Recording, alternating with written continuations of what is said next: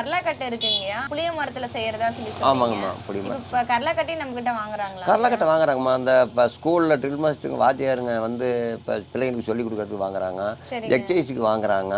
வீட்டில் வந்து இந்த கைக்கு ஏதாவது கொஞ்சம் எக்ஸசைஸ் செய்யுங்கிறான்னு சொல்கிறாங்க பற்றி, அது மாதிரி கிடைக்கும் வாங்குறாங்க.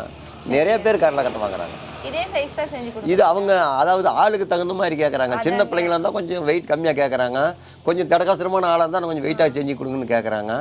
இது வந்து நடுத்தரமான அளவு.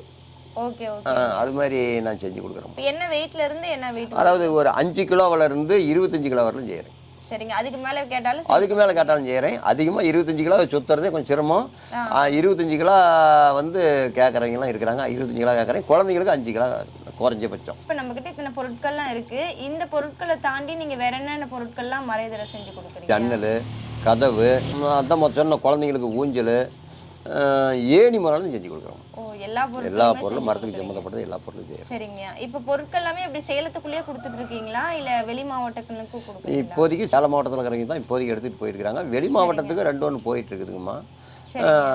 அதிகம் வந்து போகிறது உள்ளூரில் தான் போகுது. நம்ம சேலம் மாவட்டத்துக்கு உள்ள போகுது. வெளி மாவட்டத்தில் வேணாலும் நான் செஞ்சு கொடுக்குறேன். ஓ, ஆர்டர் கொடுத்தீங்கன்னா நீங்க செஞ்சு கொரியர் பண்ணி விடுறீங்க. கொரியர் பண்ணி கொடுக்குறோம். ஓ, சரிங்கய்யா. ஐயா, இப்போ வந்து என்னென்ன விசேஷங்களுக்குலாம் நீங்க பொருட்கள் கொடுத்துட்டு இருக்கீங்க? ஆமாம், அங்கே வந்து ஆடி மாதத்தில் குருணாசாமி கோயில் விசேஷம், சரிங்க. தை மாதத்தில் காளிப்பட்டி கந்தசாமி கோயில் விசேஷம், தைப்பூசம்னு சொல்லி அங்கே அதிகமாக குந்தாணி சேல்ஸ் ஆகுறது. அந்த மாதிரி 2 மாதத்தில் சேல்ஸ் ஆகுது. சரிங்க. இடைப்பட்ட நாளில் வந்து இப்படி வீட்டுக்கு தேவைங்கிறவங்க உள்ளூரில் வந்து எடுத்து போகிறாங்க. அதிகமாக விற்கிறது இந்த 2 மாதத்துல தான் விற்கும். ஆடி மாதம் குருணாசாமி கோயிலுக்கும் தைப்பூசத்துக்கு காளிப்பட்டி கோயிலுக்கும் போகும்.